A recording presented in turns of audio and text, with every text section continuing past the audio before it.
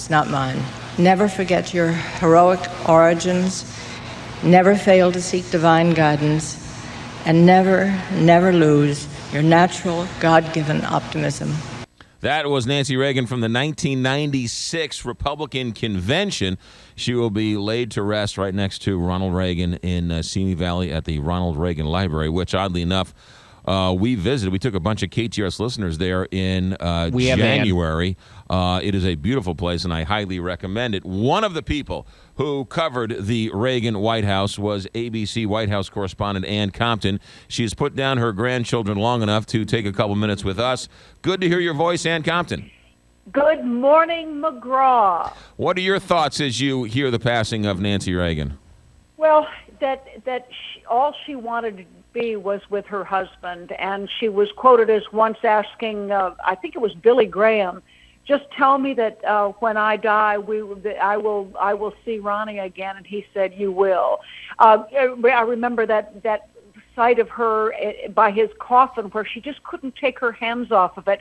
When she came to Washington and we first covered her in 1981, she was an experienced political wife, and she really wanted behind the scenes to be his political armor. She looked out for him, especially on staff appointments, helped find a press secretary, get rid of a White House chief of staff, Donald Reagan, she didn't like. And more than anything else, she wanted her husband to take the starring role, and she tried to keep much of her influence behind the scenes. I got to tell you, Ann Compton, watching some of the tributes and thinking and looking at seeing some of the clips, boy, I think America is yearning for some normalcy with this political process, and sort of brings back all the things that were normal during that process with her passing. That's right. 30 years or more have passed, a political generation. But I thought of this too, McGraw, as I thought back through my coverage of her. With the exception of Hillary Clinton, I don't think any other first lady I covered got as much personal criticism while she was in the White House.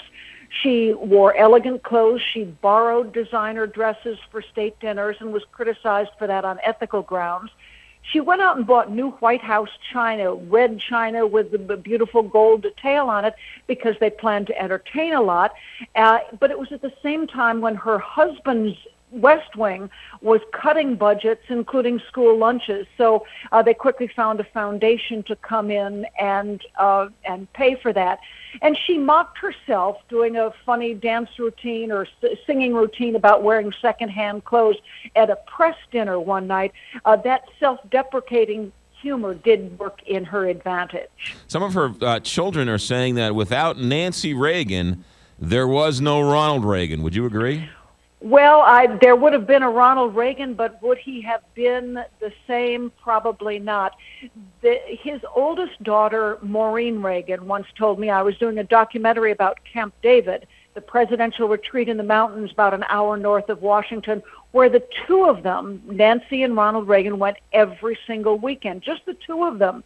And Maureen said that's all they need in life. All they need is each other. So I think the fullness of his presidency needed Nancy Reagan there to be to hold his hand or occasionally whisper, tell them we're doing everything we can, something that happened up at the Reagan Ranch once. She bent over and hid her face from the cameras, but the microphones picked up the sound of her voice as she seemed to be coaching him. Really was a true love story. Ann Compton, thank you for checking in. I hope you're enjoying the grandkids like you said you were. McGraw, I don't set an alarm clock and I don't wear a watch. Life is terrific. Good for you. Good to hear your voice. Be good, Ann. Thanks for checking in. Thank you, McGraw. You got it. Ann Compton, former ABC News White House correspondent who was there, had a front seat at the Reagan Revolution, as well as so many other things. Nice enough to spend a couple minutes with us as we remember the passing of a true legend. Nancy Reagan passes away at the age of 91.